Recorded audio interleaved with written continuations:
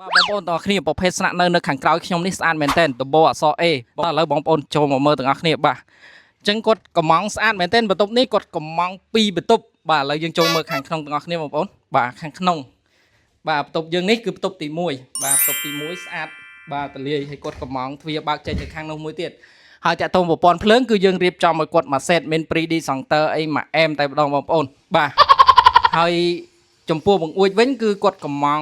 បង្អួចបាទមានចម្រឹងដែកបាទចឹងស្អាតណាស់បង្អួចនេះបាទមាំស្អាតតោះឥឡូវយើងទៅមើលបន្ទប់ទី2បាទបងប្អូនទាំងគ្នាសម្រាប់បន្ទប់ទី2ក៏មិនខុសពីបន្ទប់ទី1ដែរគឺយើងធំទលាយស្អាតដូចគ្នាបាទប្រព័ន្ធភ្លើងយើងរៀបចំមកស្អាតដូចគ្នាហើយយើងមានទ្វារចេញទៅខាងក្រៅមួយទៀតដូចគ្នាបងប្អូនបាទអញ្ចឹងបងប្អូនប្រភេទស្នាក់នៅមួយនេះគឺអែមមែនតើបងប្អូនយកទៅធ្វើឃ្លាំងក៏បានបងប្អូនយកទៅដាក់នៅ resort ក៏បានបងប្អូនយកទៅធ្វើផ្ទះជួលក៏បានអញ្ចឹងបើសិនជាបងប្អូនស្រឡាញ់ប្រភេទម៉ូតនេះគឺបងប្អូនអាចតំណមកក្រុមការងារយើងបាទអរគុណ